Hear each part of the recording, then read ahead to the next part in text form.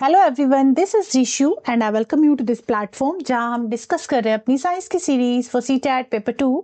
And आज की series में हम टॉपिक डिस्कस करने वाले हैं, वो है मोशन एंड इट्स ग्राफ। ठीक है, मोशन डिस्कस करेंगे। मोशन क्या है, रेस्ट में जब चीजें हों तो रेस्ट और मोशन में क्या डिफरेंस है, और इसके जो इम्पोर्टेंट पॉइंट है that is graph, distance time graph and velocity time graph. ये ग्राफ भी हम इसी के साथ डिस्कस कर लेंगे।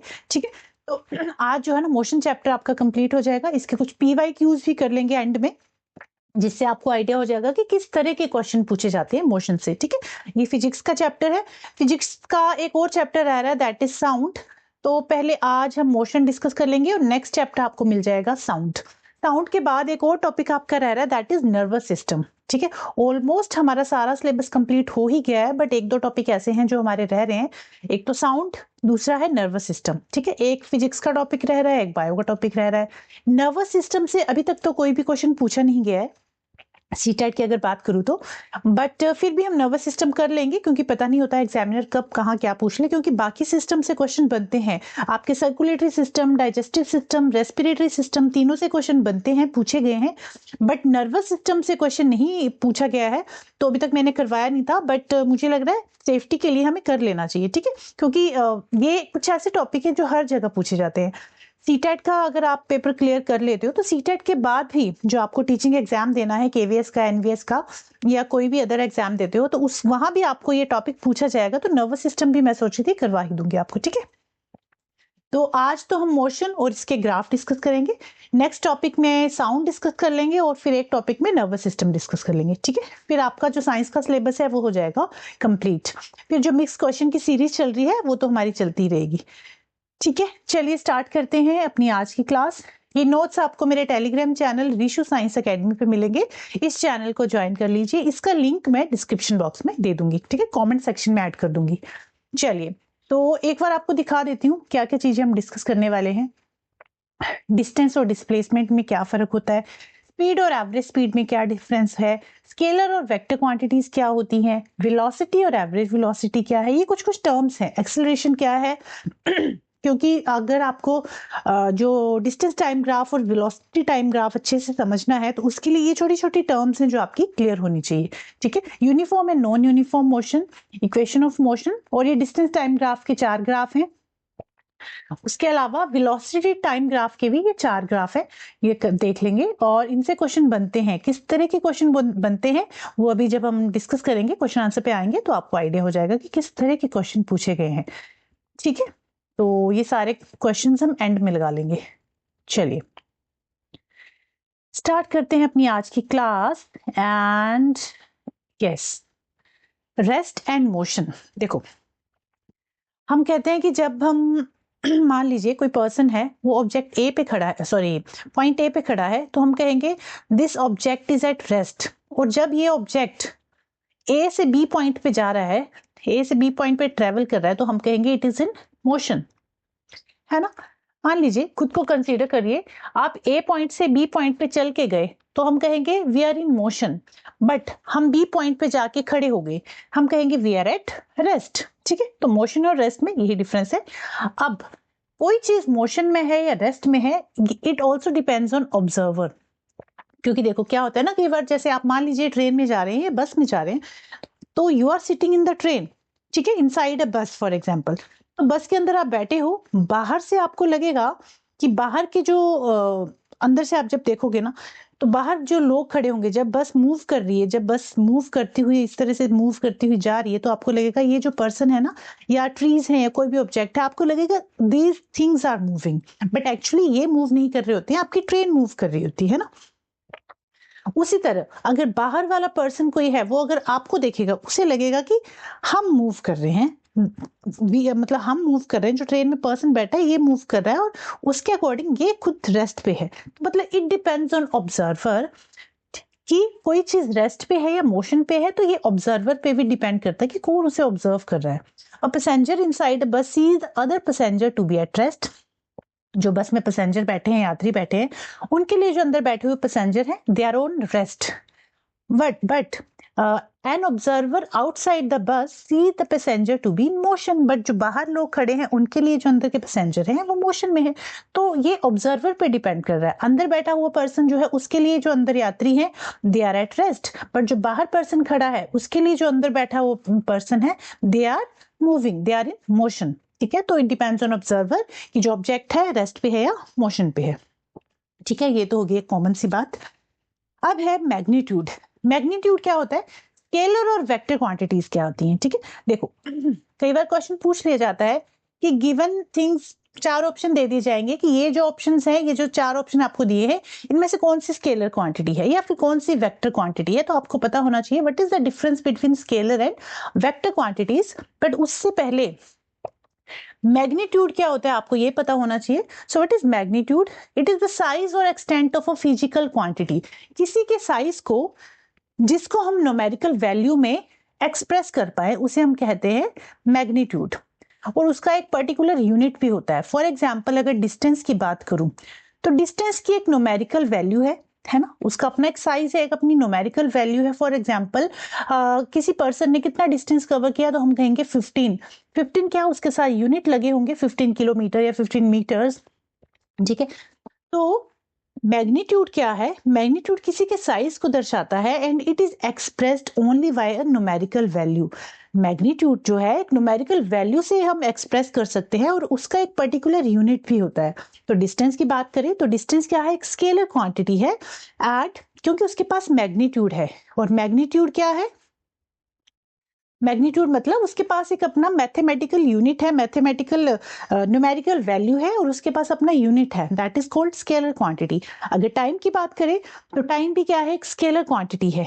उसके पास हम बताएंगे कितने टाइम हो गया 5 AM या 5 PM, तो टाइम के भी अपने एक यूनिट होते हैं, सेकंड्स में या फिर आवर्स में, है ना।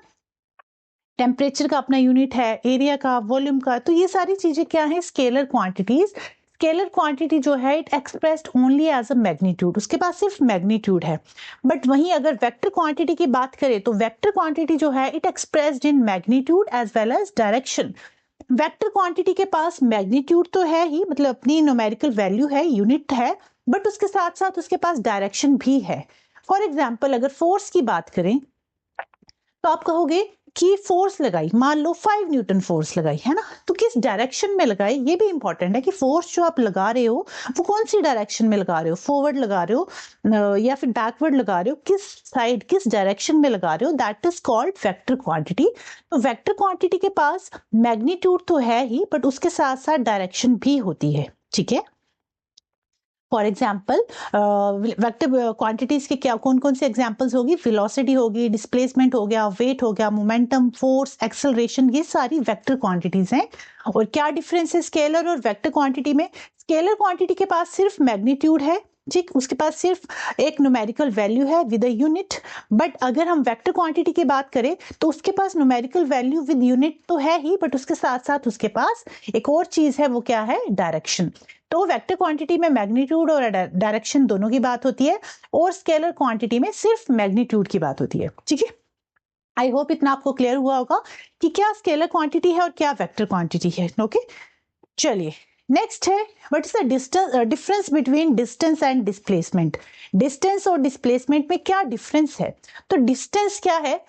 डिस्टेंस क्या है? Magnitude of the length covered by a moving object. किसी ऑब्जेक्ट ने कितना डिस्टेंस कवर किया, that is called distance. For example किसी पर्सन ने ए पॉइंट से बी पॉइंट तक का डिस्टेंस कवर किया, मान लो दैट वाज 5 किलोमीटर। तो ये क्या है? डिस्टेंस को शो कर रहा है। और डिस्टेंस के पास कोई डायरेक्शन नहीं होता, उसके पास सिर्फ एक न्यूमेरिकल यूनिट होती है, न्यूमेरिकल वैल्यू होते हैं with a unit.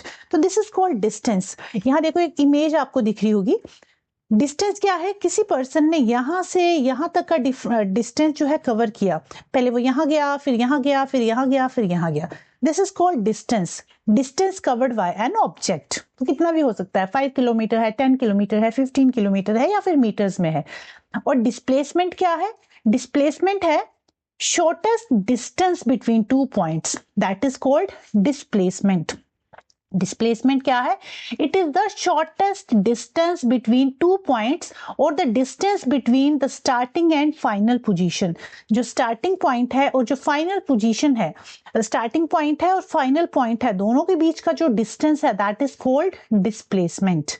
Okay, with respect to time. It has magnitude as well as direction. हमें पता है डिस्प्लेसमेंट में क्या होता है, हम डायरेक्शन की बात करते हैं, बट डिस्टेंस में हम डायरेक्शन की बात नहीं करते। Distance is a scalar quantity, displacement is a vector quantity, क्योंकि इसमें क्या है, डिस्टेंस, इसमें क्या है, डायरेक्शन की बात हो रही है। ठीक है, सो जो डिस्प्लेसमेंट है it can be positive, negative and zero. ये मोस्ट इंपॉर्टेंट पॉइंट है, आपको याद रखना है। डिस्प्लेसमेंट जो है पॉजिटिव वैल्यू भी हो सकती है, नेगेटिव वैल्यू भी हो सकती है, जीरो में भी हो सकता है, बट जो डिस्टेंस है it is always in positive.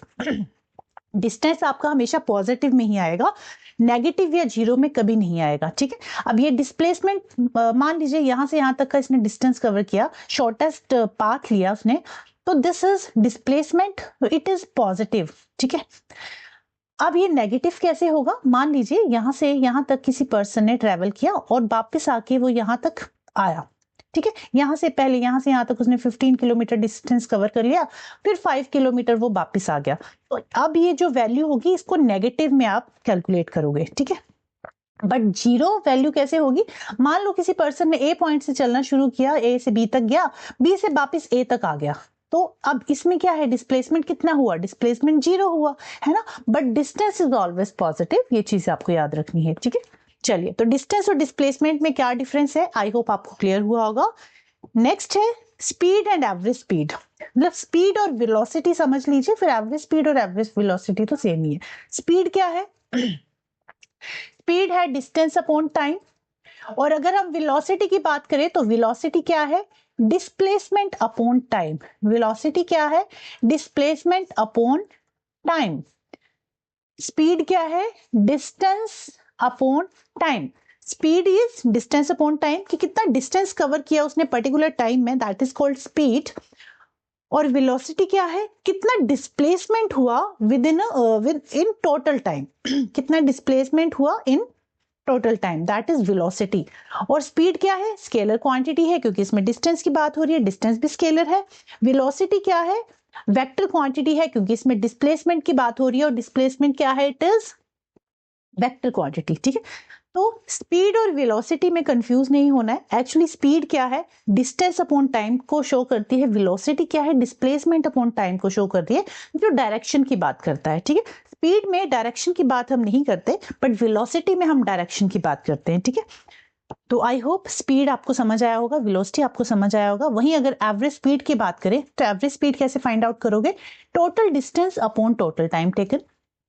Particular गाड़ी ने कितना डिस्टेंस ट्रेवल किया, that is called average speed. For example, इसने पहले यहां से यहां तक गया, 5 किलोमीटर का डिस्टेंस कवर किया, 5 किलोमीटर डिस्टेंस कवर किया, फिर उसने 6 किलोमीटर डिस्टेंस कवर किया, तो this is average speed. Average speed कितना है? Total distance upon total time taken, मतलब उसने टोटल कितना डिस्टेंस ट्रेवल किया इन टोटल टाइम। ठीक है, आगे जब न्यूमेरिकल करेंगे ना तो आपको ज्यादा अच्छे से क्लियर हो जाएगा कि किस तरह से आपको एवरेज स्पीड फाइंड आउट करनी होती है।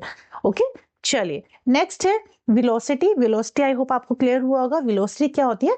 वेलोसिटी में हम डिस्प्लेसमेंट की बात करते हैं कि what is the rate of change of displacement, that is velocity, and it is a vector quantity because displacement क्या है? vector quantity है। ओके, तो एवरेज वेलोसिटी भी आप इसी तरह फाइंड करोगे। एवरेज वेलोसिटी अगर आपको दिया हुआ है ना for uniform acceleration, uniform acceleration मतलब सेम स्पीड।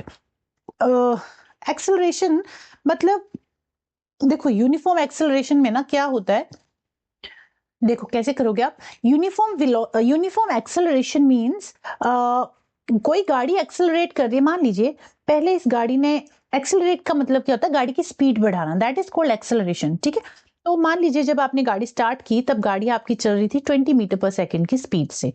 जैसे ही आपने गाड़ी को एक्सेलरेट किया, उसकी स्पीड बढ़ाई, उसको आप ले गए 80 मीटर पर सेकंड की स्पीड पे, है ना, तो आपने क्या किया? गाड़ी को एक्सेलरेट किया।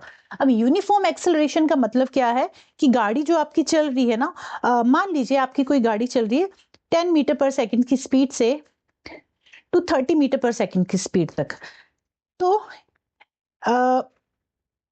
जो ये आपकी गाड़ी एक्सेलरेट हुई 10 मीटर पर सेकंड की स्पीड से लेकर 30 मीटर पर सेकंड की स्पीड तक इन 10 सेकंड में जो इसने एक्सेलरेट किया है ना, कांस्टेंट इंक्रीज की स्पीड में, that is called uniform acceleration. ठीक है, मतलब the velocity of an object changes y equal amount in equal interval of time, मतलब इक्वल अमाउंट में चेंज हो रही है इन equal interval of time, that is called uniform acceleration. और acceleration का मतलब गाड़ी एक्सेलरेट हो रही है, उसकी स्पीड बढ़ रही है। ठीक है, स्पीड बढ़ रही है, उसकी स्पीड बढ़ रही है मतलब वेलोसिटी अगर आ गई तो मतलब हम डायरेक्शन की बात कर रहे हैं। ठीक है, तो इक्वल डिस्टेंस कवर कर रही है इन equal interval of time, that is called uniform acceleration. तो अगर यूनिफॉर्म एक्सेलरेशन दिया है ना आपके पास, तो आप एवरेज वेलोसिटी इस तरह से निकालोगे, initial velocity plus final velocity divided by 2। But अगर यूनिफॉर्म एक्सेलरेशन की बात नहीं हुई है तो एवरेज वेलोसिटी आप इस तरह से निकालोगे, total displacement upon total time taken, कि उस गाड़ी ने कितना डिस्प्लेसमेंट कवर किया in total time taken, that is average velocity. ठीक है, डिस्प्लेसमेंट आपके पास दिया गया होगा। ठीक है, अगर तीनों में से दो चीजें आपके पास मेंशन होगी, एक आपको निकालनी होगी। तो आई होप ये क्लियर हुआ होगा आपको कि वेलोसिटी और एवरेज वेलोसिटी में क्या डिफरेंस है और स्पीड और वेलोसिटी में क्या डिफरेंस है। एक्चुअली अगर आपको स्पीड और वेलोसिटी समझ आ गई तो आपको एवरेज स्पीड और एवरेज वेलोसिटी भी समझ में आ जाएगी, है ना। चलिए, नेक्स्ट है एक्सेलरेशन। तो एक्सेलरेशन मैंने अभी आपको बताया क्या होता है, rate of change of velocity is called acceleration. मतलब गाड़ी की जो हम स्पीड बढ़ाते हैं, नॉर्मली जब आप गाड़ी ड्राइव कर रहे हो तो गाड़ी की आप एक्सेलरेट करते हो, एक्सेलरेशन का होता है ना गाड़ी में दिया हुआ जब आप उसके ऊपर एक्सेलरेट तरह से पाँव रखा हुआ इसको एक्सेलरेट करोगे मतलब उसकी स्पीड बढ़ाओगे, दैट इज एक्सेलरेशन। एक्सेलरेशन क्या है, rate of change of velocity, velocity आप उसकी चेंज कर रहे हो, that is called acceleration. Velocity मतलब स्पीड, और स्पीड वेलोसिटी में एक्चुअली डायरेक्शन आ जाती है, स्पीड में हम डायरेक्शन की बात नहीं करते। तो rate of change of velocity is called acceleration. It is a vector quantity. Why it is a vector quantity, क्योंकि इसमें हम स्पीड की, इसमें हम डायरेक्शन की बात कर रहे हैं, वेलोसिटी की बात कर रहे हैं ना, और वेलोसिटी क्या करती है, मैग्नीट्यूड, वेलोसिटी के पास मैग्नीट्यूड और डायरेक्शन दोनों ही है। तो एक्सेलरेशन क्या होगी, एक वेक्टर क्वांटिटी होगी। It in non uniform motion velocity varies with time. Non uniform motion मतलब देखो दो टाइप के मोशन होते हैं, एक होता है यूनिफॉर्म मोशन, वो आगे डिस्कस करेंगे, अभी बताऊंगी। एक होता है यूनिफॉर्म मोशन जब गाड़ी इक्वल डिस्टेंस कवर कर रही है इन equal interval of time. For example, पहले गाड़ी ने 2 किलोमीटर कवर किए 2 घंटे में नहीं 2 घंटे तो ज्यादा ही हो गए, ठीक है, चल मान लीजिए आप। फिर उसके बाद फिर से उसने नेक्स्ट 2 किलोमीटर जो है डिस्टेंस कवर किया इन नेक्स्ट 2 आवर्स। तो मतलब टोटल डिस्टेंस कवर कर रहा है इन टोटल टाइम टेकन। जब भी वो जितना डिस्टेंस कवर कर रहा है हर बार उसका डिस्टेंस और टाइम जो है सेम रह रहा है। ठीक है, that is called uniform motion. But non uniform motion में क्या होता है, नॉन यूनिफॉर्म मोशन मतलब total distance covered by a car or any object in मतलब unequal distance, not equal, unequal distance covered, unequal distance cover कर रहा है इन equal interval of time. मतलब कभी वो 5 किलोमीटर की स्पीड से चल रहा है हर 2 घंटे में, हर 2 घंटे में, ठीक है, टाइम सेम रहेगा। कभी वो 7 किलोमीटर की स्पीड से चल रहा है, कभी वो 15 किलोमीटर की स्पीड से चल रहा है, मतलब उसकी जो स्पीड है वो चेंज हो रही है बट टाइम उसका चेंज नहीं हो रहा है। टाइम जो है that is in equal interval, clear, that is called non uniform motion. तो यहाँ पे in non uniform motion velocity varies with time. Non uniform motion जो ये वाला मोशन है, नॉन यूनिफॉर्म मोशन, उसमें जो वेलोसिटी है ना वो चेंज होती रहती है। मतलब स्पीड चेंज हो रही है, वेलोसिटी चेंज हो रही है। वेलोसिटी मतलब डायरेक्शन चेंज हो रही है उसकी, कि वो किस डायरेक्शन में जा रहा है, कभी किस डायरेक्शन में जा रहा है। ठीक है, तो उसकी वेलोसिटी बार बार चेंज हो रही है। That is change in velocity is not zero, it is denoted by a. मतलब जो चेंज इन वेलोसिटी है ना दैट इज नॉट जीरो, उसकी वेलोसिटी चेंज हो रही है, एक्सेलरेट कर रहा है। जब जीरो एक्सेलरेशन हो जाएगी ना तब देखो क्या होगा, जब एक्सेलरेशन नहीं हो रहा है, जब गाड़ी एक्सेलरेट नहीं कर रही है तो उसकी जो वेलोसिटी है, वेलोसिटी उसकी सेम स्पीड पे चल रही है, जो उसका मोशन है वो यूनिफॉर्म मोशन है जब गाड़ी एक्सेलरेट नहीं कर रही है। और जब गाड़ी एक्सेलरेट कर रही है, ठीक है, that is non uniform motion, ठीक है, and it is denoted by A. So acceleration आप कैसे निकालोगे, change in velocity upon total time taken. For example और आप इसको ऐसे भी लिख सकते हो a is equal to v minus u upon t. v क्या है फाइनल वेलोसिटी, u क्या है इनिशियल वेलोसिटी। देखो गाड़ी का एक्सीलरेशन अब अगर आपको निकालनी है, फॉर एग्जांपल मान लीजिए पहले जब उसने गाड़ी स्टार्ट की तो उसने 20 मीटर पर सेकंड की स्पीड से गाड़ी स्टार्ट की और धीरे धीरे एक्सेलरेट करता हुआ गाड़ी को वो ले गया मान लो 100 मीटर पर सेकंड की स्पीड पे, ठीक है। 20 से लेके 100 तक उसने गाड़ी को एक्सेलरेट कर दिया, ठीक है। अब चेंज इन वेलोसिटी, जो एक्सेलरेशन है आप कैसे निकालोगे, चेंज इन वेलोसिटी कितनी हुई, कैसे निकालोगे change in velocity, v minus you. v क्या है फाइनल वेलोसिटी, u क्या है इनिशियल वेलोसिटी। फाइनल वेलोसिटी कितनी थी 100, इनिशियल वेलोसिटी कितनी थी 20 अपॉन टाइम, कितने टाइम में एक्सेलरेट कर रहा है वो गाड़ी को। तो 100 मान लो कितने टाइम में एक्सेलरेट की, मान लो आपने 5 मिनट लिख लो यहाँ पे, है ना 5 मिनट। तो 100 माइनस 20 कितना हो गया 80, फिर इसको आप 5 से डिवाइड कर दोगे, एक्सेलरेशन निकाल लोगे कि कितनी गाड़ी ने या फिर 4 लिख लो यहाँ पे 4 मिनट लिख लो। तो 4 2 8 मतलब 20 मीटर पर सेकंड उसने गाड़ी को एक्सेलरेट किया, ठीक है। इस तरह से आप एक्सेलरेशन जो है निकाल सकते हो। सो एक्सेलरेशन क्या है, एक्चुअली गाड़ी की जो स्पीड चेंज हो रही है, वेलोसिटी चेंज हो रही है, नॉट स्पीड, जो वेलोसिटी चेंज हो रही है दैट इज कॉल्ड एक्सेलरेशन, ठीक है। ज्यादा होच पोच करने की जरूरत नहीं है, बस आपको ये याद रखना है एक्सेलरेशन क्या है, चेंज इन वेलोसिटी। और चेंज इन वेलोसिटी कैसे निकालोगे, v माइनस यू, ठीक है। Change in velocity v minus you, v क्या है फाइनल वेलोसिटी, u क्या है इनिशियल वेलोसिटी। जब उसने स्टार्ट किया था तब उसकी वेलोसिटी कितनी थी, दैट इज इनिशियल वेलोसिटी। जब जहां तक वो जितना उसने गाड़ी को एक्सेलरेट किया है एंड तक, कितना एक्सेलरेट किया उसने गाड़ी को, वो that is final velocity. So u minus v minus u upon T, इस तरह से आप एक्सेलरेशन की वैल्यू फाइंड आउट कर सकते हो अगर आपको कोई न्यूमेरिकल आता है तो। नेक्स्ट है uniform and non uniform motion. अब यूनिफॉर्म मोशन क्या है, when an object covers equal distance in equal interval of time. अभी मैंने आपको बताया ना पीछे, जब कोई गाड़ी इक्वल डिस्टेंस कवर कर रही है इन equal interval of time that is called uniform motion. कि गाड़ी जो है हर 2 किलोमीटर जो है 2 मिनट में या फिर 15 मिनट में या 2 मिनट में लिख लो, 2 मिनट में कवर कर रही है। फिर नेक्स्ट 2 किलोमीटर भी उसने 2 मिनट में ही डिस्कस किए, फिर नेक्स्ट 2 किलोमीटर उसने फिर 2 मिनट में ही डिस्कस किए। तो इस तरह से this is equal distance in equal interval of time, that is uniform motion. For example, movement of ceiling fan, motion of earth around the sun, pendulum with equal amplitude on either side. वही non uniform motion क्या है, when an object cover unequal distance, when an object cover unequal distance in equal interval of time, मतलब कभी वो 2 kilometre की speed से चला, फिर नेक्स्ट 2 मिनट में वो 5 किलोमीटर की स्पीड से चल रहा है, फिर नेक्स्ट 2 मिनट में वो 10 किलोमीटर की स्पीड से चल रहा है। तो मतलब उसका जो स्पीड है ना, जो डिस्टेंस है वो अनइक्वल है। It covers unequal distance in equal interval of time. It is said to be non-uniform motion. For example, bouncing ball, running horse, moving train. These are the examples of non-uniform motion. तो uniform motion और non uniform motion, I hope आपको दोनों terms clear हुई होंगी। Next है equations of motion. देखो 3 equation है motion की, इसमें से न्यूमेरिकल पूछ लिया जा सकता है, पूछा तो नहीं गया अभी तक, बट ये तीनों इक्वेशंस आपको पता होनी चाहिए। v is equal to u plus a t, v आपको पता है क्या है, v is final velocity, u is initial velocity, a is acceleration, t is time, ठीक है। कोई भी न्यूमेरिकल अगर आपको आता है तो आपके 2 या 3 चीजें आपको दी हुई होंगी और एक आपको फाइंड आउट करनी हो, तो इस तरह से वैल्यू पुट करके आप निकाल सकते हो। एक सेकंड जो इक्वेशन है that is v square minus u square is equal to 2af।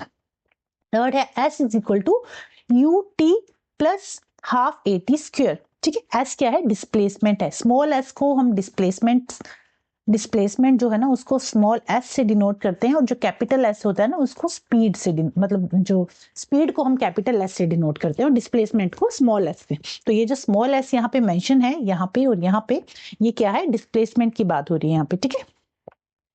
And a is acceleration, और u और v आपको पता है, u is initial velocity, v is final velocity, ठीक है। तो ये तीनों इक्वेशंस आपको पता होनी चाहिए, ये तीनों इक्वेशंस आप लर्न कर लेना फॉर अ सेफ साइड।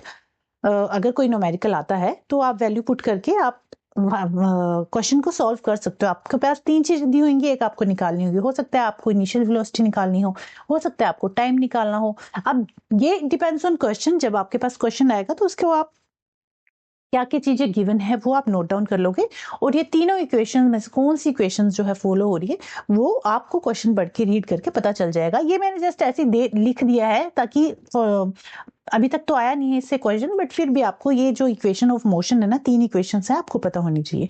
ठीक है, चलें अब जहां से क्वेश्चन बनते हैं, डिस्टेंस टाइम ग्राफ और वेलोसिटी टाइम ग्राफ, ये दोनों चीजें डिस्कस कर लेंगे। ठीक है, डिस्टेंस टाइम ग्राफ में क्या होगा, एक साइड डिस्टेंस होगा, एक साइड टाइम होगा।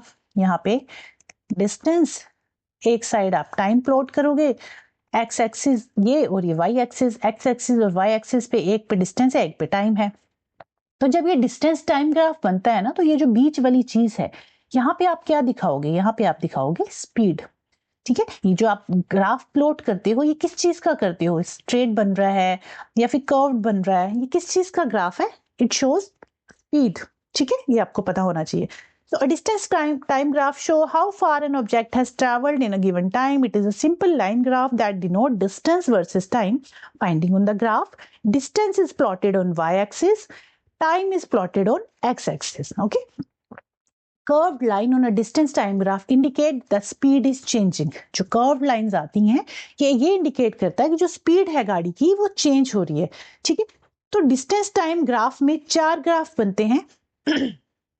ठीक है, नंबर 1, 2, 3, 4, इन 4 ग्राफ से रिलेटेड ही आपको क्वेश्चन पूछे जाएंगे। देखो, डिस्टेंस टाइम ग्राफ में जो फर्स्ट ग्राफ बन रहा है that is for stationary body. For stationary body when object is not moving, body is not moving, तो किस तरह का ग्राफ बनेगा, इस तरह का स्ट्रेट लाइन ग्राफ बनेगा। ठीक है, डिस्टेंस टाइम ग्राफ इस तरह से स्ट्रेट लाइन बनेगा जब object is not moving, it is for stationary body. Second graph बनेगा for uniform motion. Uniform motion क्या है, when object covers equal distance in equal interval of time, that is uniform motion. तो equal interval in equal interval of time का जो graph बनेगा that would be straight line, वो हमेशा straight line बनेगा। ठीक है, थर्ड ग्राफ है for non uniform motion. Non uniform motion में 2 ग्राफ बनते हैं, एक तो इस तरह से ये शो करता है व्हेन स्पीड इंक्रीजेस, और इस तरह से नीचे को जब बनेगा ग्राफ इस तरह से, it shows speed decreases. It shows speed decreases. Non uniform motion में 2 ग्राफ बनेंगे, एक शो करता है कि जो स्पीड है इंक्रीज कर रही है अगर ऊपर को इस तरह से बेंड हो तो, और अगर नीचे को बेंड है इस तरह से तो इट शोज कि स्पीड जो है डिक्रीज कर रही है। तो ये 4 ही ग्राफ बनेंगे और इन्हीं से रिलेटेड आपको क्वेश्चन पूछे जाते हैं। किस तरह के क्वेश्चन पूछते हैं वो भी आगे डिस्कस करेंगे। ठीक है, नेक्स्ट एक एग्जाम्पल मैंने लिया हुआ है, यूनिफॉर्म मोशन का है ये, कि अगर कोई ऑब्जेक्ट ने इक्वल डिस्टेंस कवर किया इन equal interval of time, 1-1 kilometre का डिस्टेंस कवर कर रहा है हर 2 मिनट में, तो किस तरह का ग्राफ बनेगा। देखो, ये डिस्टेंस टाइम ग्राफ है, एक्स एक्सिस पे आपने डिस्टेंस को प्लॉट किया है, वाई एक्सिस पे आपने टाइम को प्लॉट किया है। अब यहाँ पे ना आप थोड़ा टाइम, क्योंकि ये जो ग्राफ पीछे बना है ये वाला, यहाँ टाइम मैंने लिया है 2, 4, 6, 8, 2-2 का इंटरवल है यहाँ पे, है ना, तो इसको यहाँ चेंज कर लेना आप, 2, 4, 6, 8, 10, 12, 14। ठीक है, इसको चेंज कर लेना आप। अब इसमें जो ग्राफ बन रहा है कि हर 1 किलोमीटर डिस्टेंस कर रहा है हर 2 मिनट में। ठीक है, अब नेक्स्ट 2 मिनट में एक और किलोमीटर ट्रैवल किया, नेक्स्ट 1 किलोमीटर नेक्स्ट 2 मिनट में ट्रैवल किया, तो हर 2-2 मिनट में 1-1 किलोमीटर जो है वो ट्रैवल कर रहा है। ठीक है, तो this is uniform velocity, this is uniform velocity, मतलब ये सेम स्पीड से जा रहा है। यहाँ पे एक्चुअली यूनिफॉर्म स्पीड होना चाहिए, बट डायरेक्शन की भी बात हो रही है, that's why uniform speed. But distance time graph में जो ये वाली चीज है ना, यहाँ पे स्पीड होती है, स्पीड को हम देखते हैं। ठीक है, तो यहाँ पे आप स्पीड कर लेना। ठीक है, इट शोज कि ये जो ऑब्जेक्ट है ना, ये जो ऑब्जेक्ट मूव कर रहा है ये सेम स्पीड से मूव कर रहा है। ठीक है, it covers equal distance in equal interval of time. Clear, अब इसमें ग्राफ इस तरह का बनेगा। तो ये 4 ग्राफ हैं जो आपको बता दिए, उसमें से एक मैंने आपको एक्सप्लेन करके बता दिया कि किस तरह से ग्राफ बनाना है आपको। नेक्स्ट है वेलोसिटी टाइम ग्राफ। अब जो वेलोसिटी टाइम ग्राफ बनता है ना, उसमें आपको एक साइड वेलोसिटी को रखना है, एक साइड टाइम को रखना है। और वेलोसिटी आपको पता है वेक्टर क्वांटिटी है जिसमें हम डायरेक्शन की बात करते हैं, और वेलोसिटी टाइम ग्राफ में जो यहाँ पे बीच में चीज होगी, जो आप ग्राफ प्लॉट कर रहे हो, क्या देखोगे, जैसे डिस्टेंस टाइम ग्राफ में यहाँ डिस्टेंस था, यहाँ टाइम था, और यहाँ जो चीज थी यहाँ स्पीड देख रहे थे आप, है ना। बट वेलोसिटी टाइम ग्राफ में यहाँ पे क्या चीज देखोगे आप, एक्सेलरेशन। क्या देखोगे? एक्सेलरेशन। यहाँ हम एक्सेलरेशन की बात करेंगे, मतलब ये जो ग्राफ प्लॉट करेंगे ये किसका होगा? एक्सेलरेशन का। ठीक है, चलिए तो इसमें भी 4 ग्राफ बनेंगे, 1 2 3 4। ठीक है, फर्स्ट जो ग्राफ है उसमें ये शो कर रहा है वेलोसिटी, टाइम, और इसमें ये कर रहा है कांस्टेंट स्पीड। अगर कोई गाड़ी कांस्टेंट स्पीड से चल रही है, 20 मीटर पर सेकंड की स्पीड से चल रही है इन इक्वल इंटरवल ऑफ टाइम, ठीक है, दैट इज कॉल्ड कांस्टेंट, मतलब एक ही स्पीड से चल रही है वो। कांस्टेंट स्पीड है मतलब जीरो एक्सेलरेशन है, तो 20 से ही उसने स्टार्ट किया था और 20 तक ही एंड तक भी वो 20 मीटर पर सेकंड की स्पीड से ही चला। एट कांस्टेंट स्पीड वो जा रहा है। दिस इज कांस्टेंट स्पीड की मतलब है जीरो एक्सेलरेशन, है ना, मतलब एक्सेलरेट उसने किया ही नहीं गाड़ी को, जिस स्पीड के साथ उसने स्टार्ट किया था एंड भी उसने उसी स्पीड के साथ किया, तो this is zero acceleration. Constant speed की जहां हम बात करते हैं उसका मतलब हम जीरो एक्सेलरेशन की बात करें, एक्सेलरेट हुई ही नहीं गाड़ी, जिस स्पीड के साथ स्टार्टिंग में थी उसी स्पीड के साथ वो एंड में गई, तो कांस्टेंट स्पीड मतलब जीरो एक्सेलरेशन। ठीक है, सेकंड है अच्छा इसमें आप कंफ्यूज मत होना कि क्या एक्सेलरेशन है क्या स्पीड है। एक्सेलरेशन मैंने अभी आपको बताया था, change in velocity, that is acceleration. Acceleration मतलब स्पीड को बढ़ा रहे हैं हम, ठीक है, और एक्सेलरेशन में हम वेलोसिटी की बात करते हैं, because acceleration is a vector quantity और वेलोसिटी भी एक वेक्टर क्वांटिटी है। ठीक है, स्पीड में हम डायरेक्शन की बात नहीं करते, बट वेलोसिटी में हम डायरेक्शन की बात भी कर रहे हैं। बस आपको इतना याद रखना, यही डिफरेंस है स्पीड और वेलोसिटी में, है एक ही चीज, बट स्पीड में हम सिर्फ स्पीड का नोट डाउन कर रहे हैं। स्पीड में हम डायरेक्शन नहीं देखते कि किस डायरेक्शन में स्पीड थी, वेलोसिटी में हम डायरेक्शन भी देखते हैं। ठीक है, तो कंफ्यूज नहीं होना है। कोई भी कंफ्यूजन हो आप एक बार मुझे कमेंट कर देना, फिर से वो चीज एक्सप्लेन कर दूंगी मैं। और उसके अलावा इस अगर आपको थोड़ा सा भी कंफ्यूजन हो रहा हो वीडियो में, तो एक बार फिर से आप वीडियो को जरूर देखना, आपको चीजें क्लियर होंगी। और एक बार नोट्स खुद से रीड आउट करना, जब खुद से रीड आउट करोगे ना आप, तो अच्छे से चीजें क्लियर होंगी आपको। और ये नोट्स आपको रिशु साइंस एकेडमी पे मिल जाएंगे, उसका लिंक मैं दे दूंगी डिस्क्रिप्शन में। ठीक है, तो वेलोसिटी टाइम ग्राफ के 4 ग्राफ बनेंगे इसी तरह से। एक कांस्टेंट स्पीड का होगा जिसमें जीरो एक्सेलरेशन की बात होगी। सेकंड होगा यूनिफॉर्म एक्सेलरेशन। यूनिफॉर्म एक्सेलरेशन मतलब object cover equal distance in equal interval of time, है ना, equal displacement in equal interval of time. तो एक्सेलरेशन में यूनिफॉर्म एक्सेलरेशन मतलब हर 2 मिनट बाद ना वो 20 मीटर पर सेकंड की स्पीड से एक्सेलरेट कर रहा है गाड़ी को, हर इक्वल इंटरवल ऑफ टाइम वो इक्वल वेलोसिटी के साथ गाड़ी को एक्सेलरेट कर रहा है। ठीक है, पहले भी उसने 20 मीटर पर सेकंड की स्पीड से एक्सेलरेट किया, उसके बाद नेक्स्ट मिनट में उसने फिर 20 मीटर पर सेकंड की स्पीड से एक्सेलरेट किया, नेक्स्ट मिनट में फिर उसने 20 मीटर पर सेकंड की स्पीड से एक्सेलरेट किया, मतलब यूनिफॉर्म एक्सेलरेशन, मतलब सेम एक्सेलरेशन रखी उसने। ऐसा नहीं है कि 20 से 30 आ गया, 30 से 60 आ गया, 60 से 100 आ गया, ऐसा नहीं है। वो यूनिफॉर्म एक्सेलरेशन मतलब सेम एक्सेलरेट कर रहा है वो गाड़ी को। ठीक है, तो यूनिफॉर्म एक्सेलरेशन में इस तरह से स्ट्रेट लाइन का ग्राफ बनेगा, इस तरह से। ठीक है, थर्ड ग्राफ है non uniform acceleration. Non uniform acceleration में जब वेलोसिटी टाइम ग्राफ बनेगा तो इस तरह से ग्राफ बनेगा जिसमें स्पीड इंक्रीज कर रही है उसकी। ठीक है, और एक और चीज मैंने आपको बताई नहीं, दैट इज रिटार्डेशन। रिटार्डेशन क्या होता है ना, मान लीजिए आपकी गाड़ी यहां से स्टार्ट हुई, बी पॉइंट तक गई, तो जब गाड़ी स्टार्ट हुई तब उसने 20 मीटर पर सेकंड की स्पीड से स्टार्ट की थी और एंड में वो चलेगी 200 मीटर पर सेकंड तक। उसकी जो स्पीड है वो 200 मीटर पर सेकंड तक एक्सेलरेट हुई, मतलब उसने अपनी गाड़ी को 200 मीटर पर सेकंड की स्पीड तक एक्सेलरेट किया। ठीक है, गाड़ी की स्पीड को बढ़ा दिया। अब रिटार्डेशन क्या होगा? रिटार्डेशन है जब 200 मीटर पर सेकंड की स्पीड से एकदम से उसने गाड़ी को रोक दिया उसने, दैट इज 200 से वापस वो 0 पे आ गया या 20 पे आ गया या 0 पे आ गया मान लीजिए, दैट इज रिटार्डेशन, मतलब उसने गाड़ी को रोक दिया। तो गाड़ी को रोक दिया तो 200 मीटर पर सेकंड की स्पीड से वो एकदम से नीचे की तरफ आ गया, that is called retardation. Okay, ठीक है, मान लीजिए 0 मीटर पर सेकंड की स्पीड से स्टार्ट किया, फिर उसने 20 मीटर पर सेकंड की स्पीड से गाड़ी को एक्सेलरेट करते हुए 200 तक ले गया। तो जब आपकी गाड़ी चल रही है चलती जा रही है और एक स्टेज आएगी जब गाड़ी को एकदम से आप ब्रेक लगा दोगे, रोक दोगे, that is retardation. Okay, that is retardation. तो रिटार्डेशन में जो ग्राफ बनेगा वो इस तरह से बनेगा। क्लियर? तो ये 4 ग्राफ है, आई होप आपको क्लियर हुए होंगे।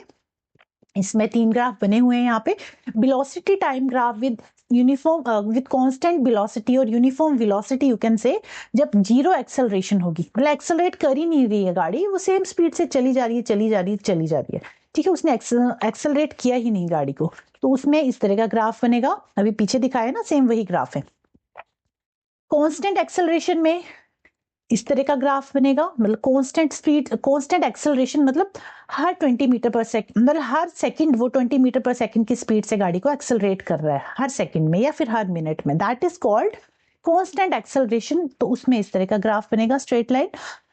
थर्ड जो है इंक्रीज एक्सेलरेशन, जब एक्सेलरेशन को इंक्रीज कर रहा है, बढ़ा रहा है, 20 मीटर पर सेकंड से शुरू किया, फिर 40 मीटर पर सेकंड पे गया, फिर 80 पे गया, 100 पे गया, तो गाड़ी को एकदम से वो इंक्रीज कर रहा है, गाड़ी की स्पीड को मतलब वेलोसिटी को बढ़ा रहा है, तो उसकी जो एक्सेलरेशन है वो भी बढ़ेगी। जैसे जैसे टाइम के साथ उसकी वेलोसिटी भी इंक्रीज कर रही है, तो उसमें जो ग्राफ है वो इस तरह का बनेगा, ठीक है। और फोर्थ ग्राफ यहाँ रिटार्डेशन वाला, ये वाला शो नहीं किया, बनाया नहीं है वहां पे मैंने डिटेल में, ये है रिटार्डेशन वाला ग्राफ, इस तरह का बनेगा, ठीक है। तो आई होप ये चीजें आपको समझ में आई होंगी। Distance time graph, velocity time graph, दोनों चीजें समझ में आई होंगी किस तरह से बनाना है आपको। और अगर फिर भी कोई डाउट रह गया हो तो आप मुझे एक बार कमेंट कर देना, फिर से एक बार समझा दूंगी चीजें, ठीक है। आप क्वेश्चन आंसर करेंगे ना तो ज्यादा अच्छे से चीजें जो है आपको समझ में आएंगी। और ये क्वेश्चन आप खुद से ट्राई करने की कोशिश कीजिए, आप देखिए आपने जो पढ़ा है आपको समझ आया है या नहीं आया है, ठीक है। फर्स्ट क्वेश्चन है, which of the following graph are straight line, कौन सा ग्राफ है स्ट्रेट लाइन ग्राफ होगा। अब उसमें इसने ये नहीं लिखा है कि हॉरिजॉन्टल होगा या पैरेलल होगा, मतलब हॉरिजॉन्टल इस तरह से बनेगा या फिर पैरेलल बनेगा, बस उसमें लिखा है कि स्ट्रेट लाइन होना चाहिए। वो ऐसा भी हो सकता है और ऐसा भी हो सकता है, ठीक है। तो चलिए देखते हैं। इसने लिखा है कि फर्स्ट, अगर डिस्टेंस टाइम ग्राफ बन रहा है और बॉडी एट रेस्ट, जब डिस्टेंस टाइम ग्राफ बन रहा है, और आपने देखा था कि डिस्टेंस टाइम ग्राफ में जो ग्राफ बनता है जब बॉडी जो है स्टेशनरी होती है, रेस्ट पे होती है, तो कैसा ग्राफ बनता है, इस तरह का ग्राफ बनता है, when body is at rest, ठीक है। तो ये क्या है, एक स्ट्रेट लाइन ग्राफ है, तो स्ट्रेट लाइन ग्राफ है ए। बी में क्या है, velocity time graph of a body moving with uniform acceleration. अभी आपने देखा कि वेलोसिटी टाइम ग्राफ में जो ग्राफ बनता है विद यूनिफॉर्म एक्सेलरेशन, मतलब गाड़ी को एक्सेलरेट कर रहा है सेम स्पीड सेम वेलोसिटी के साथ, हर एक मिनट में या एक सेकंड में 20 मीटर पर सेकंड गाड़ी को एक्सेलरेट कर रहा है, ठीक है, दैट इज यूनिफॉर्म एक्सेलरेशन। तो यूनिफॉर्म एक्सेलरेशन में इस तरह का स्ट्रेट लाइन ग्राफ बनेगा, इस तरह का हॉरिजॉन्टल, ठीक है, सेंटर से इस तरह से लाइन आएगी, ये भी स्ट्रेट लाइन ग्राफ ही है। थर्ड है distance time graph of a body moving with uniform acceleration. अब डिस्टेंस यहाँ छोटा सा बना देती हूँ, यहाँ डिस्टेंस है, यहाँ टाइम है, distance time graph of a body moving with uniform acceleration, मतलब सेम एक्सेलरेशन, यूनिफॉर्म एक्सेलरेशन के साथ। अब डिस्टेंस टाइम का जो ग्राफ है with uniform acceleration, uniform acceleration में क्या हो रहा है, देखो जैसे यूनिफॉर्म एक्सेलरेशन में गाड़ी एक्सेलरेट कर रही है, जैसे जैसे डिस्टेंस बढ़ रहा है गाड़ी एक्सेलरेट कर रही है, गाड़ी एक्सेलरेट करती जा रही है, ठीक है।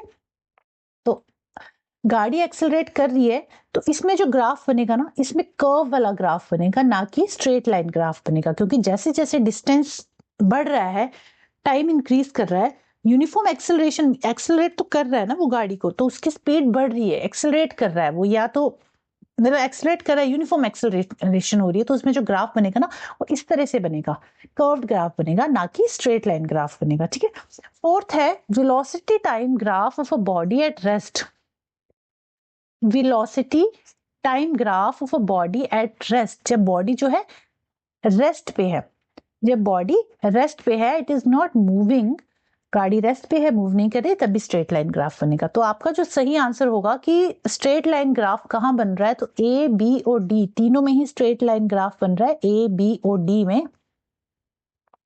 सी में स्ट्रेट लाइन ग्राफ नहीं बनेगा, सी में कैसा ग्राफ बनेगा, इस तरह से कर्व्ड ग्राफ बनेगा, ठीक है। तो आई होप ये क्वेश्चन आपको क्लियर हुआ होगा। एक बार फिर से ग्राफ को देख लेना, ठीक है, चारों वेलोसिटी टाइम ग्राफ और डिस्टेंस टाइम ग्राफ एक बार फिर से पढ़ लेना, तो आपको काफी अच्छे से चीजें क्लियर हो जाएंगी। सेकंड क्वेश्चन है, toy car is moving in a straight line at a speed of 6 centimetre per second and come to rest after a minute, how far has it travelled. मतलब एक खिलौना कार 6 सेंटीमीटर पर second की चाल से सीधी रेखा में गति कर रही है, एक मिनट के पश्चात विराम अवस्था में आ जाती है, वो रुक जाती है, इसने कितनी दूरी तय की, ठीक है। तो एक टॉय कार है, ये स्ट्रेट लाइन में मूव कर रही है इस तरह से, एंड एक स्ट्रेट लाइन में उसने 6 सेंटीमीटर पर सेकंड की स्पीड से मूव किया, और एक पॉइंट ऐसा आया जब वो रेस्ट पे आ गई, रुक गई, तो उसने कितना ट्रेवल किया, how far has it travelled. तो हमारे पास स्पीड दी हुई है स्पीड दी है हमारे पास 6 सेंटीमीटर पर सेकंड, टाइम दिया है हमारे पास कि आफ्टर 1 मिनट वो रेस्ट पे आ गई, टाइम दिया है 1 मिनट। अब यहाँ सेकंड में है, वहां यहाँ मिनट में है, तो मिनट को हम सेकंड में चेंज करेंगे 1 मिनट इंटू 60 सेकंड कर देंगे तो टाइम आ जाएगा हमारे पास 60 सेकंड। क्लियर। अब स्पीड, हमें डिस्टेंस निकालना है, so distance is equal to speed into time. Speed कितनी है 6 सेंटीमीटर, टाइम कितना है 60, तो दोनों को मल्टीप्लाई कर देंगे, आ जाएगा 360 सेंटीमीटर। तो जो राइट आंसर है आपका that is 360 centimetre. This is right answer. Third जो है राइट आंसर होगा आपके इस क्वेश्चन का। हमें बस वैल्यू पुट करनी थी, डिस्टेंस फाइंड आउट करना था। डिस्टेंस का फॉर्मूला क्या होता है, speed into time. Clear. Next है, student are asked to plot distance time graph for data given in table A and B. Distance देखो, दो आपके पास टेबल दिए हुए हैं, टेबल ए टेबल बी, दोनों में डिस्टेंस दिया हुआ है, टाइम दिया हुआ है। आपको ये पूछा गया है क्वेश्चन में कि हमें ये बताना है कि A will have greater slope than B, B will have greater slope than A, या फिर slope A and B will be equal, कि इनकी जो स्लोप बनेगी ना वो कैसी बनेगी। ठीक है, वो हमें फाइंड आउट करना है इस डेटा से। तो डिस्टेंस टाइम ग्राफ का पहले तो आप या तो ग्राफ प्लॉट कर लो या फिर ग्राफ छोड़ो, आप इस तरह से निकालो। डिस्टेंस और टाइम आपके पास दिया है, मतलब आपको स्पीड फाइंड आउट करनी है ना। Speed is equal to distance upon time. Speed का फॉर्मूला यही होता है ना, डिस्टेंस अपॉन टाइम। बट यहाँ पे आपको डिस्टेंस जो निकालना है that is final distance minus initial distance upon total time minus initial time. ठीक है, इस तरह से फाइनल डिस्टेंस कितना है आपका 40, इनिशियल डिस्टेंस कितना है 0, अपॉन टोटल टाइम कितना है 4 माइनस इनिशियल टाइम है 0। तो कितना आ गया, ये यहाँ लिख देती हूँ, 40 डिवाइडेड बाय 4, मतलब इसको काट देंगे तो स्पीड आ गई आपकी 10 यूनिट्स पर टाइम। इसके एक केस में जो टेबल ए है, इसकी जो स्पीड आपने फाइंड आउट की दैट इज 10 यूनिट पर टाइम। ठीक है, नेक्स्ट है इसका भी डिस्टेंस और टाइम दिया है, स्पीड निकाल लीजिए। Speed is equal to distance upon time, तो इसका भी distance, initial distance, final distance minus initial distance कर लो। फाइनल डिस्टेंस कितना है 120, इनिशियल डिस्टेंस कितना है 0, फाइनल टाइम कितना है 12, इनिशियल टाइम कितना है 0। तो इसमें भी 120 अपॉन 12 और इसको कट करेंगे तो आ गया 10। इसमें भी 10 आ रहा है, 10 यूनिट पर टाइम। स्पीड जो है दोनों की सेम आ रही है, मतलब दोनों सेम स्पीड से चल रहे हैं। अब दोनों सेम स्पीड से चल रहे हैं, इट डजंट मीन कि दोनों ने सेम डिस्टेंस कवर किया। ठीक है, डिस्टेंस दोनों ने बराबर अलग अलग कवर किया है, बट जो स्पीड है दोनों की वो सेम है, दैट इज 10। अगर स्पीड सेम है तो जो ग्राफ बनेगा इनका, उसमें जो ग्राफ बनेगा इस तरह से, दैट वुड बी सेम। जो स्लोप बनेगी इस तरह से, वो दोनों की इक्वल स्लोप बनेगी, इस केस में भी और बी केस में भी दोनों का जो स्लोप बनेगा इक्वल होगी। इसमें भी 10 है, इसमें भी 10 है, तो आपका जो राइट आंसर होगा that is slope in A and B will be equal. दोनों की जो स्लोप बनेगी वो इक्वल बनेगी। ठीक है, चलिए, ये हिंदी मीडियम वाले बच्चे हिंदी में देख लेना, दोनों की जो स्लोप है वो इक्वल बन रही है दोनों ही केस में, तो ए और बी में ढलान बराबर रहेगी।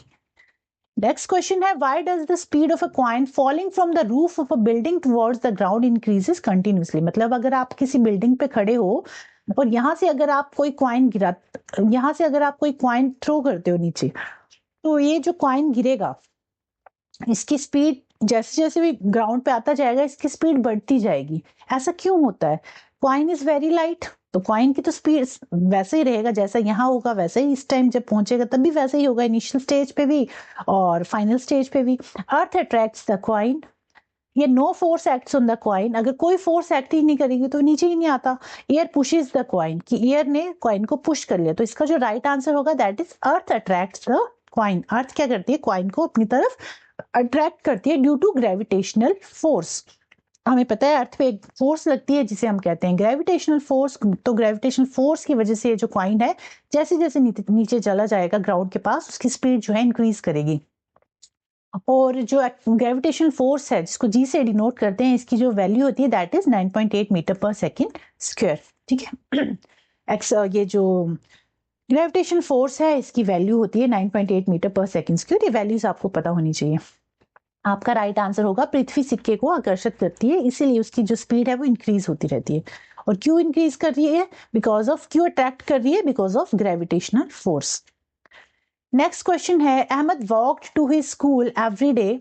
One particular day he took 30 minutes from his home to the school. If on that day his average speed was 0.5 meter per second, then calculate the distance between his home to the school. देखो इस question में ना थोड़ा सा आपको change करना है, second की जगह यहाँ मिनट कर लेना आप, क्योंकि अगर आप सेकंड से क्वेश्चन निकालोगे तो जो आपको ऑप्शन आएगा 900 मीटर सेकंड, ऐसा कुछ आंसर आएगा, 900 आएगा। हाँ, तो ये ऑप्शन में दिया नहीं गया है, तो आपको यहाँ पे मिनट करना है, तभी आपका आंसर आएगा। ठीक है, तो यहाँ चेंज कर लेना, मिनट कर लेना। ठीक है, तो आपको क्या निकालना है? Calculate the distance between his home to the school. आपको निकालना है डिस्टेंस। डिस्टेंस का फॉर्मूला क्या होता है? Speed into time. तो उसकी स्पीड कितनी थी? एवरेज स्पीड 0.5, टाइम कितना लगाया उसने? 30 मिनट।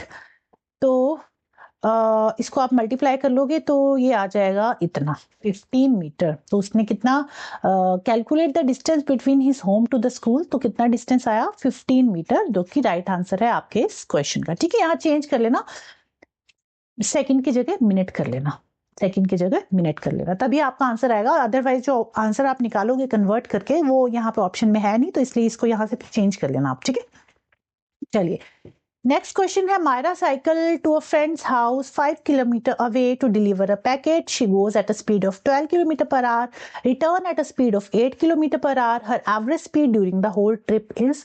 मायरा किसी पैकेट को पहुंचाने के लिए 5 किलोमीटर दूरी पर अपनी सहेली के घर साइकिल चलाकर जाती है। वे जाते समय 12 किलोमीटर पर आवर की चाल से जाती है और लौटते समय 8 किलोमीटर पर आवर की चाल से लौटती है। उसकी समस्त यात्रा की औसत चाल है वो हमें बतानी है। एवरेज स्पीड कितनी है उसकी होल ट्रिप में? तो एवरेज स्पीड का जो फॉर्मूला होता है वो क्या होता है? Average speed is equal to total distance upon total time taken. ये फॉर्मूला होता है ना, total distance upon total time taken. अब टोटल टाइम कितना लगा वो तो हमें निकालना पड़ेगा, क्योंकि वो नहीं दिया गया है, बट टोटल डिस्टेंस आप निकाल सकते हो। टोटल डिस्टेंस कितना है, कितना कवर किया? देखो 5 किलोमीटर स्पीड वो गई है फ्रेंड्स हाउस 5 किलोमीटर, उसकी जो फ्रेंड का हाउस है उसके घर से वो 5 किलोमीटर दूर है। तो 5 किलोमीटर वो गई है और 5 किलोमीटर वो आई है, उस हिसाब से उसने कितना डिस्टेंस कवर किया? 10 किलोमीटर। तो टोटल डिस्टेंस कितना हो गया? 10 किलोमीटर। अब आपको निकालना है टोटल टाइम। ठीक है, एवरेज स्पीड निकालने के लिए total distance upon total time हमें पता होना चाहिए। तो टोटल टाइम निकालने के लिए आप क्या करोगे? टोटल टाइम निकालने के लिए पहले आप T1 कैलकुलेट करो। पहले जो जब वो गई है कितना टाइम लगा? She goes at a speed of 12 kilometre per hour. 12 kilometre per hour, तो time is equal to distance upon speed. 5 kilometre उसने डिस्टेंस कवर किया, किस स्पीड के साथ? 12 किलोमीटर की स्पीड के साथ। T2 कितना है? जब वो वापिस आई है तो भी डिस्टेंस कितना कवर किया उसने? 8 kilometer per our, sorry distance उसने 5 ही रखा, 5 किलोमीटर डिस्टेंस कवर किया। कितनी स्पीड से? 8 किलोमीटर पर आवर की स्पीड से। ठीक है, अब T1 प्लस T2 कर दो, दोनों को ऐड कर दो। T1 plus T2 equal to 5 upon 12 plus यहाँ कितना है? 5 अपॉन 8। दोनों को प्लस कर दो, इनका एलसीएम ले लो। इनका एलसीएम निकालोगे ना तो इनका एलसीएम आएगा 24। निकाल के देख लेना, 24 ही आएगा। 12 और 8 का एलसीएम आ गया 24। देखो ऐसे निकालते हैं ना, एलसीएम तो आप ले ही लोगी, इतना तो आपको आता ही होगा ऑफ कोर्स। 2 6 12, 2 4 8, 2 3 6, 2 2 4, फिर 2 ये 3 1 और 3 1 3, तो 2 2 4, 2 8, 3 24, तो 24 एलसीएम आ गया। अब इसको आप एलसीएम निकाल के 12 2 24 और 5 2 10 प्लस 8 3 24, 3 आ गया, तो 3 को 5 से मल्टीप्लाई कर दो, 15। अब 15 प्लस 10 कितने होते हैं? 25 अपॉन 24। टोटल डिस्टेंस कितना आ गया हमारे पास? 25 अपॉन 24। अब ये वैल्यू आप पुट कर दो, यहाँ ऊपर कर देती हूँ। सो अब एवरेज स्पीड निकालेंगे, total distance upon total time. Total distance कितना था? 10 कवर किया।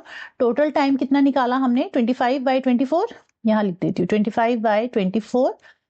अब इसको आप इस तरह से कर लो, 10 बाई 25 इंटू 24 को ऊपर ले जाओ, इसको कट कर दो। 2 5 सा 10, 5 5 सा 25, 24 इंटू 2 कितना हो गया? 48 डिवाइडेड बाय 5। अब 48 को आप 5 से डिवाइड करो, यहाँ करती हूँ।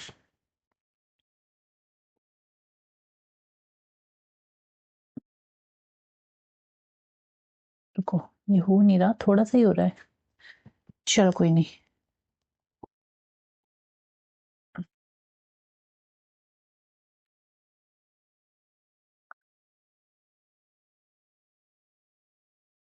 थोड़ा सा स्पेस बना लूँ बस, डिवाइड यहाँ करती हूँ, डिवाइड, चलो टाइम वेस्ट हो जाएगी रेस करते करते। 48 को 5 से करना है ना, यहाँ कर देती हूँ। 5 को 48 से डिवाइड करना है। 5 9 जा 45, 8 माइनस 5 कितने आएंगे 3.0, 5 6 जा 30, तो हमारा जो आंसर आएगा that is 9.6 kilometre per our. मतलब एवरेज स्पीड उसकी कितनी थी पूरी ट्रिप में, that was 9.6 kilometre per our. ठीक है, आई होप ये क्वेश्चन आपको क्लियर हुआ होगा। कुछ नहीं करना है, बस आपको वैल्यू पुट करते जाना है, आपका आंसर आ जाएगा। क्लियर। नेक्स्ट क्वेश्चन है, ये लास्ट क्वेश्चन है आपकी आज की क्लास का। An object is moving linearly with a uniform velocity. If time is represented along x-axis, then which of the following statement is correct? कोई एक ऑब्जेक्ट है, वो सीधी रेखा में जा रहा है, कोई पिंड रेखित किसी एक समान वेग से गतिमान है। यदि समय को x पर निरूपित किया जाए तो नीचे दिया गया कौन सा कथन सही है? x अक्ष पर अगर निरूपित किया जाए तो देखो, क्वेश्चन की स्टेटमेंट से आपको समझ आ रहा है कि वेलोसिटी टाइम ग्राफ बना है। वेलोसिटी टाइम ग्राफ जहां पे कोई ऑब्जेक्ट लीनियरली मूव कर रहा है with uniform velocity, uniform velocity के साथ चेंज कर रहा है, मतलब जीरो एक्सेलरेशन है। ठीक है, जीरो एक्सेलरेशन है, तो जीरो एक्सेलरेशन में ग्राफ किस तरह से बना था, इस तरह का। यूनिफॉर्म वेलोसिटी में आपको ये छोटी छोटी टर्म्स याद रखनी है कि यूनिफॉर्म वेलोसिटी मतलब जीरो एक्सेलरेशन, जीरो एक्सेलरेशन में ग्राफ इस तरह का बना था, है ना। तो कैसा ग्राफ बनेगा? The distance time graph of the motion will be a straight line parallel to x-axis. Distance time graph नहीं बनेगा, velocity time graph बनेगा। The velocity time graph of the motion will be straight line parallel to y-axis, तो y-axis के parallel नहीं है, x-axis के parallel है ना ग्राफ ये। The distance time graph, तो distance time graph तो बनेगा नहीं क्योंकि velocity time graph बना है। The velocity time graph of the motion will be straight line parallel to x-axis. जो ग्राफ बनेगा स्ट्रेट लाइन बनेगा और ये पैरेलल होगा किसके, एक्स एक्सिस के। तो दिस ऑप्शन इज राइट। तो ऑप्शन 4 जो है राइट आंसर होगा आपके इस क्वेश्चन का। आई होप आपको ये चैप्टर जो है समझ में आया होगा। कहीं कोई डाउट रह गया हो तो आप मुझे एक बार कमेंट करके बता देना, उस चीज को मैं फिर से एक्सप्लेन कर दूंगी। ठीक है, बाकी ठीक है, बाकी नेक्स्ट हम करेंगे चैप्टर साउंड, जो आपको मिल जाएगा नेक्स्ट वीडियो में। उसके अलावा जो हमारा जो प्रैक्टिस सेट चल रहा है हमारा, उसमें सिर्फ एक प्रैक्टिस सेट हुआ है, सेकंड प्रैक्टिस सेट आपको मिल जाएगा 10 क्वेश्चंस के साथ with detailed information, and EVS का भी एक टॉपिक मिल जाएगा इस वीक में आपको। ठीक है, तो चलिए मिलते हैं अपनी नेक्स्ट क्लास में, तब तक के लिए बाय बाय, टेक केयर। ये नोट्स आपको टेलीग्राम चैनल पे मिल जाएंगे, रिशु साइंस एकेडमी, आप चैनल ज्वाइन कर लेना। ठीक है, बाय बाय, टेक केयर।